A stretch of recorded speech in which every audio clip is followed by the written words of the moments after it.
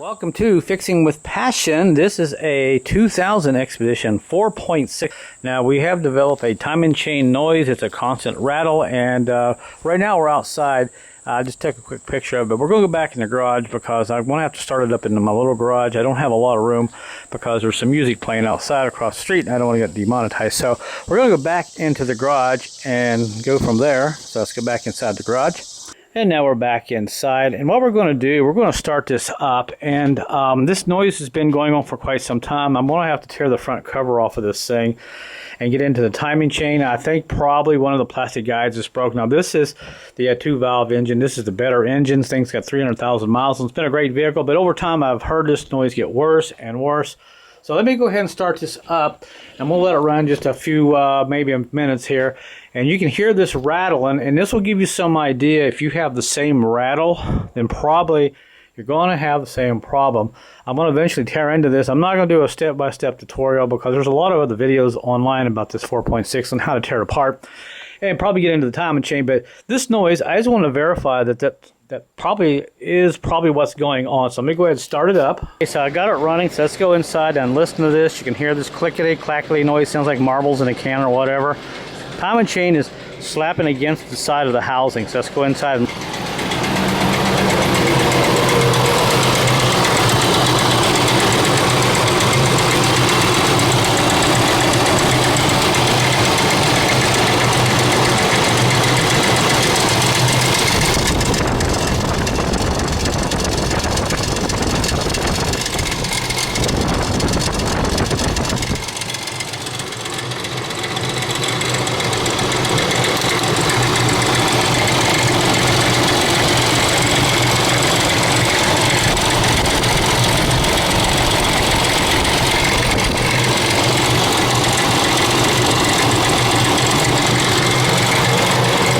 So there you go. Let me go ahead and shut it off, or let me just stand out here.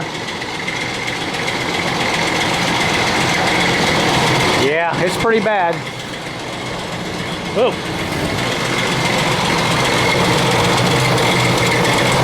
Shut it off.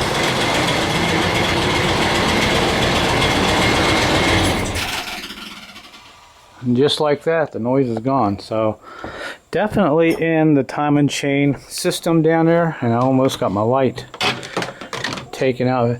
And it's been like this for about 6 months. It's just gotten progressively worse. And I said, you know, you need to park this. Let's get her fixed. So before we do that, you know what I'm going to do? Since this wire was kind of hitting this fan right here, some of you people are going like, oh, that was a wire noise. No, it's not. Let me go ahead and just let the camera roll here real quick. I'm going to go in and start this thing up and let you have another one more listen to it of that clickety-click sound. So we're clear, nothing's there. Here's my light. We'll put this back off the side. Let me start it up again.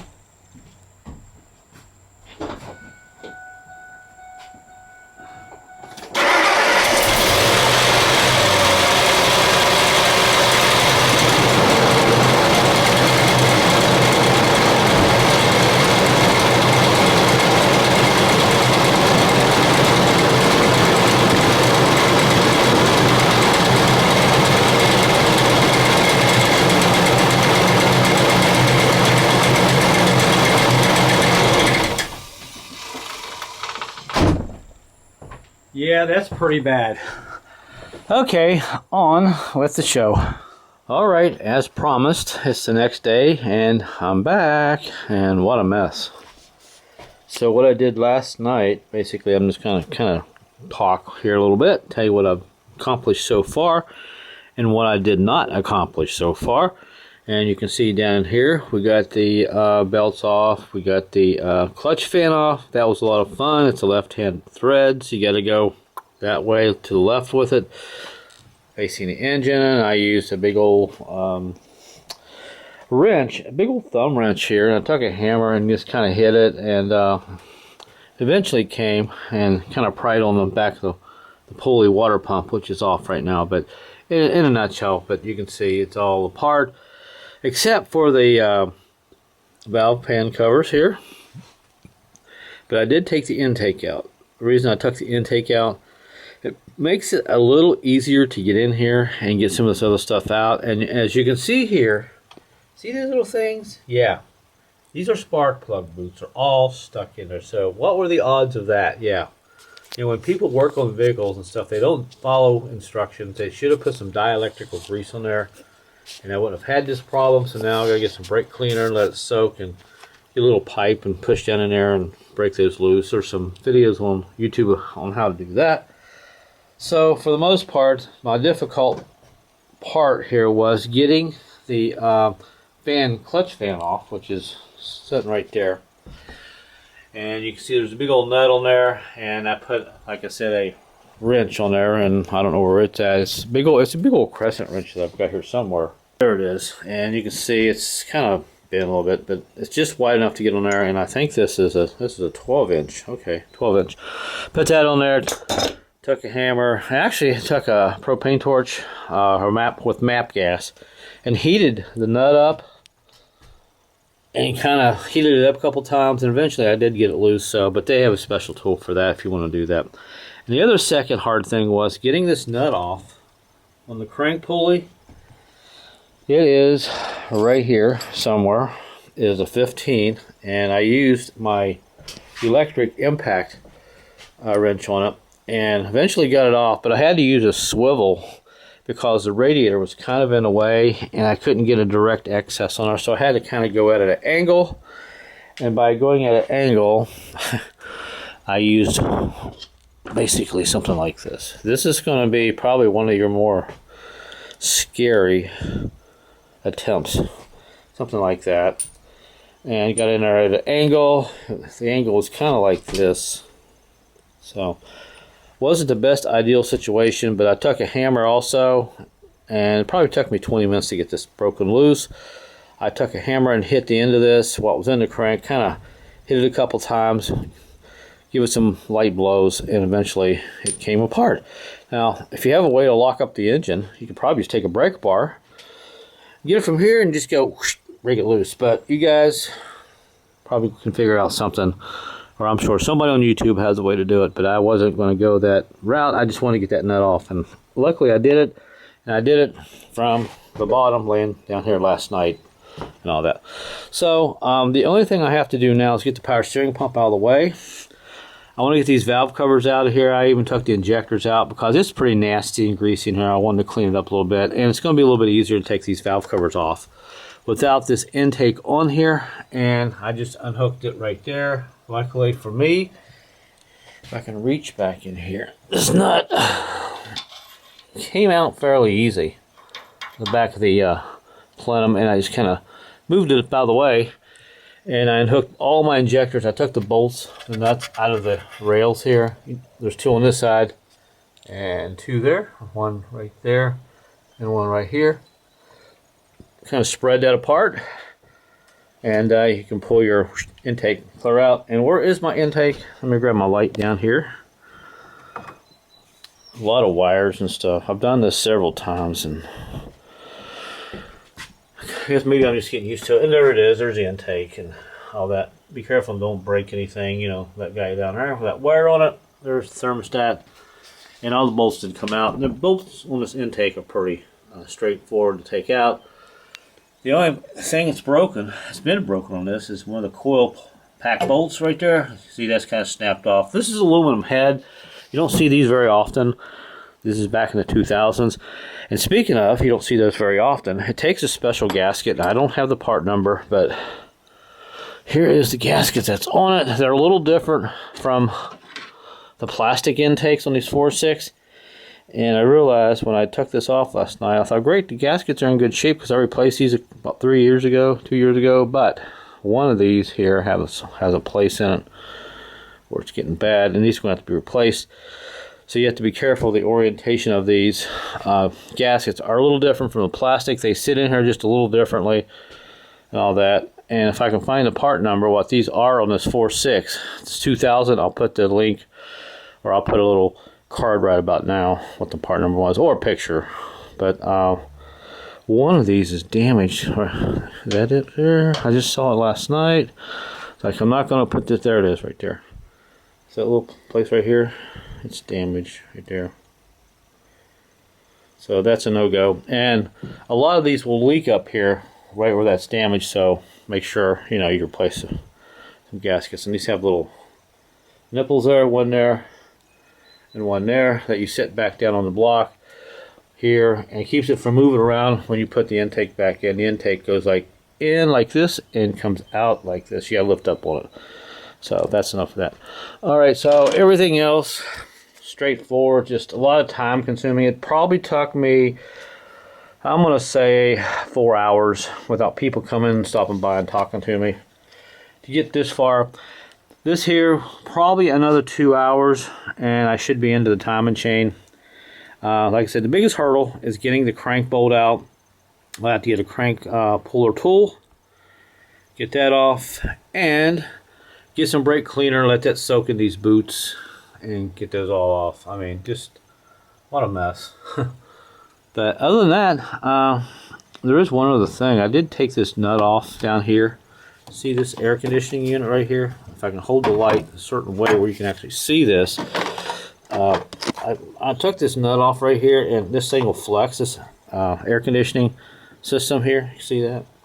This will give you a little more room to get in here and maybe work a little bit. You don't have to do it, but I did it anyway because I thought that bolt was connected on the housing there, the cover of the timing chain, so it's apparently not.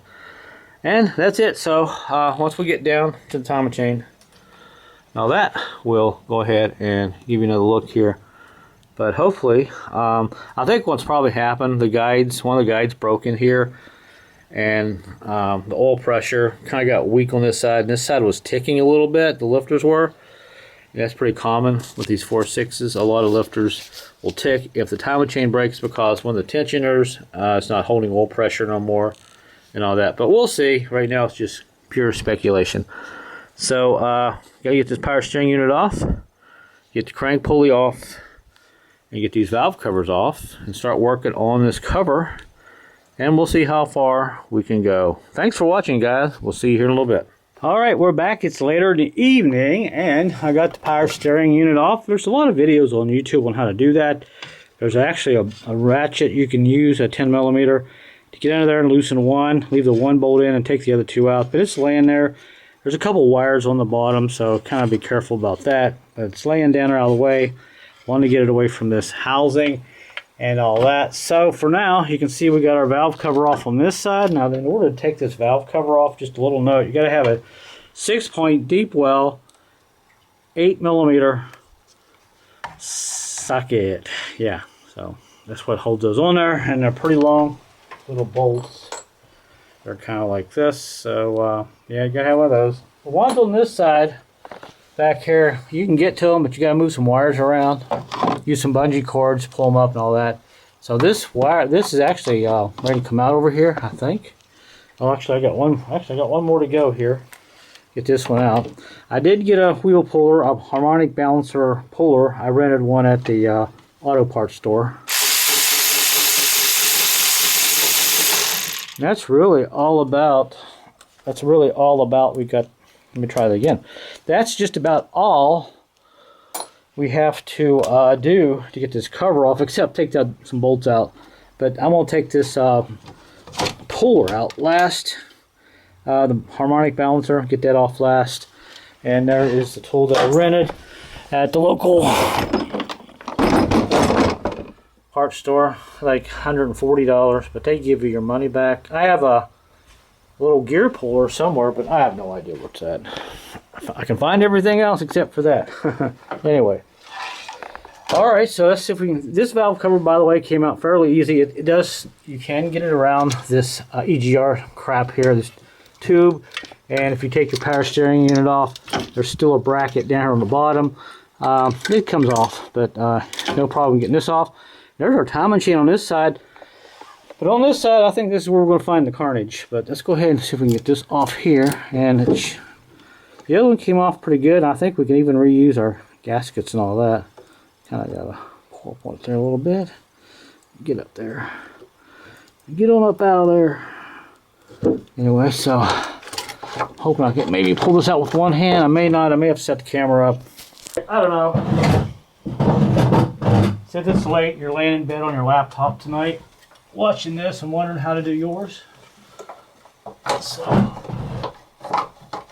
hopefully nothing's hung up on the back. Shouldn't be anything back there hung up on it. Maybe the gasket is kind of hung up there, and I got all the wiring off and all that. So let me go ahead and break the seal loose on the gasket on this side. And that should be about it. I'm surprised I didn't tear the gasket because I got kind of aggressive. And there we are on this side. This wiring harness on this side is really just a pain because part of it's right back here. It's real stiff. So you can take a bungee cord and maybe just pull it out of the way or something. I'm running out of bungee cords. But anyway, there's this side. Alright, so this side was making all the noise, and everything there, lifters, everything looked good. Of course, I can't tell a whole lot. I can kind of go in there and shake them, but this side looks like it's pretty clean. We got to get this cover off before we can even look any farther. Even if I look down in here, I see the guides, and I can't tell if they're broken or not, but the top one's broken right there. I see it right now. See it right there on the top? Let me get a screwdriver.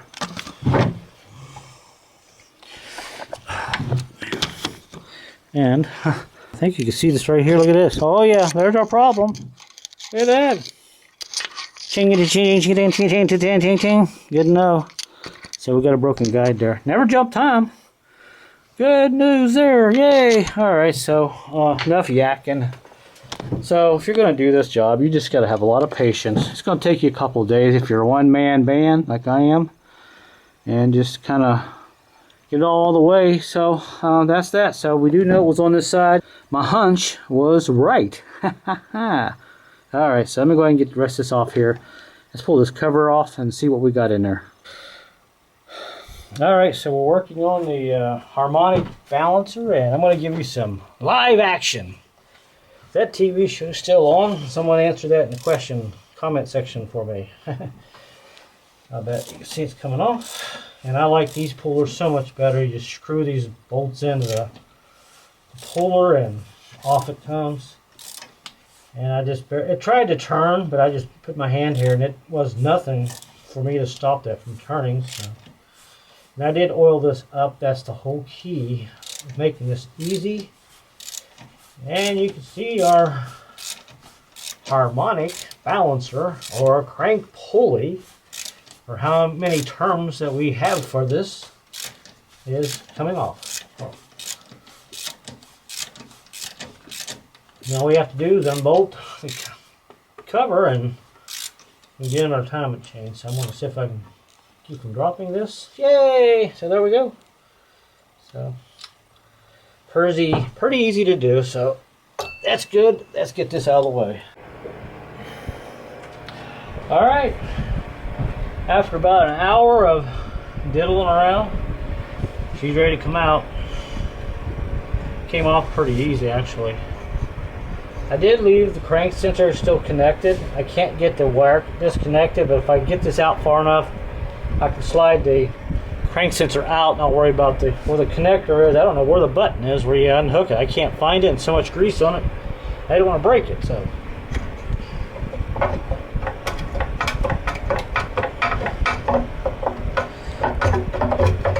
Alright, there we go. And maybe we can save some gaskets. I don't know. I doubt it. Anyway, let's go ahead and what I've got to do now is get this crank sensor out of here. Pull that out the rest of the way. Right to. There it is. It's up here on the top. There it is. Alright. And out comes our cover. Yay! And just like that. And let's see if our gasket's still good. I don't have any gaskets, but usually you can reuse these. Yeah, looks like it's in good shape. Okay, good. And that one's still intact. Looks good. This one's still down there, and all that. So I'm not sure where that one went. But anyway, that's the case. You can see all the bolts that go in it. like I said, there's a lot of YouTube videos on this and all that. And that's what we had to take off to get into. Let's check out the timing chain here real quick and see how bad it is in there. You're seeing it for the first time just like me. Oh boy, look at that. That's some carnage there. Look at this. Oh wow. Yeah, this whole oil tensioner here. Look at that light out there. That whole oil tensioner here kind of, it's expanded as far as it'll go. And that's why we had clickety clackety noises everywhere. Well, that thing is just completely just done. So this side, it's okay. Well, no, that one's kind of bad too. Luckily, I think I've got everything we need. I'll have to push all these guides back in. That one's out quite a bit. The chain looks okay. But I'll see what I've got here, and we'll slowly start putting this back together. And this is basically about it. I'm just glad, let me try that again. I'm just glad this is not a 4-valve engine with the cam phasers. They have lots of problems. But yeah, these things I've seen better days. I think I've got all the guides we need. So, but I never jumped time, which is good. So what I'm going to do is leave the chain on. I want to replace probably this. And just turn this a little bit. Get the tension off this, pull this off, put this back in a vise, push it back, replace everything, and go from there. So, hey, we got it off. Now, what's the deal with this guy? Where do you release this thing at? Anyway, I'll deal with this a little bit later, but gotta get that out of the harness somehow. Anyway, so that's it, guys. Maybe we'll come back and do one more video once it's all together and running. I'm not going to show you how to put all this back together, but there's lots and lots of videos on YouTube. I just want to give you a kind of a idea what you might get yourself into. And a little content to maybe to get you ambitious to work on your Expedition 4.6. Oh well, I guess we're going to have to hold up on that because we do have one good guide there, one good guide there. And it turns out I was on a roll until I realized, well, let me just show you some carnage first. Here was the one guide. Yeah, I mean, it was chewed clear through that. I don't know how this thing even ran. It didn't jump time, which is just amazing. We're going to have to change the oil, put a new filter on it because it's probably got some aluminum down there somewhere, some flakes. Yeah, do you think that's bad? Well, well, so much for the pre-tensioner. Look at that. It chewed the head right off on that side. It even chewed it so far where the oil gallery, the oil port, is gone. Here is the other one. See a little hole there? Yeah, that's where the oil comes up and squirts everywhere. Well, we can't use these, so we had to order 2 new ones. I just went ahead and ordered 2 new ones, and the guides and chains for about $70 or so. So yeah, that's pretty bad. I mean, this thing had to run out of oil. They let it run really low because there's no way just dirty oil would cause something like that. So these are steel. These are, I think, about 2002. Then they went to the plastic ones after that, but they do have an option for steel tensioners. You can still get, but on these on this one, 2000 model, this is a VIN is W, I believe. You can get steel, but yeah, right through it. I mean, it chewed it right up. And the old timing chain's actually not bad shape. It's actually right here. So anyway, just now we gotta wait for some parts. Then we can start putting it back together. So say la vie. And also, just for fun, I did get all the boots out. I put some brake fluid down there and let it soak. Took a screwdriver, a small one, and went down inside and went all the way around. So I broke it loose from the spark plug, so they're trashed. So but I did get all those out. Alright, let's wait on the mailman. Alright. Boy, isn't that a beautiful thing. Finally, after about almost a week, I've got all my tensioners and chains and all that good stuff. Here's the new one. Steel one. Make sure you don't lose your old bolts, because they don't give you bolts, but they do give you a little key there you got to pull out. And there's a backing plate there. And here's the new guides. These guides on these 2000 expeditions. One's a little narrow here. You see this hole there? And that one versus this one here. They're not quite the same. This one's just a little farther apart. And there's the chain with the dark guide on it right there. I'm going to paint them a little. I'm going to take some fingernail polish and dot each one of them white so I won't mess it up. And there's everything else. This was $70 free shipping. So you might want to tear into yours first and make sure which timing chain you have, because I know they changed these around 2003 and they went to the plastic guides and all that. So, but anyway, let's get this together and finally almost wrap this video up. Hey, let me know where you're watching from right this moment. Alright, after about, I don't know, 2 hours, no, I'm just kind of taking my time. I got the front cover back on, got the crank sensor in. You got to put it in first with the timing cover and then plug it in. If you ever got to change a crank sensor on these engines, you almost have to pull the air conditioning pump.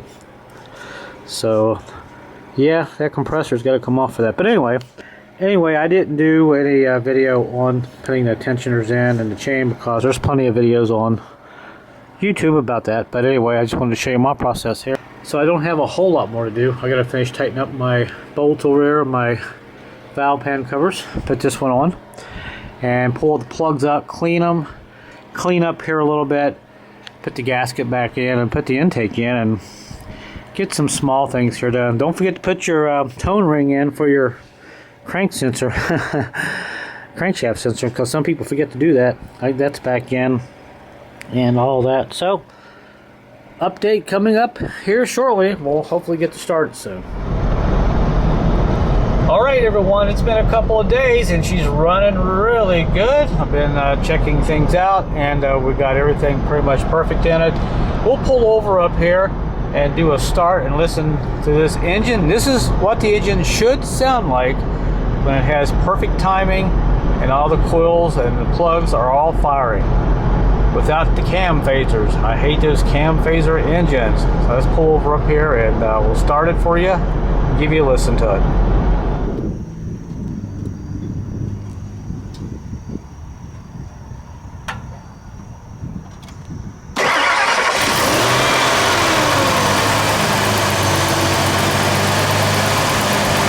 Now that's what an engine should sound like. Listen how smooth it sounds, no noises. Alright, I'm certainly happy it turned out the way it did. It was a lot of work that you can see. Kind of dark, but you can kind of hear it running smooth and all that. So that's it guys. So a little bit of 4.6 engine work for you to review. If you got yours to do in the future, good luck, work hard, and thanks for watching the video. I'll see you later.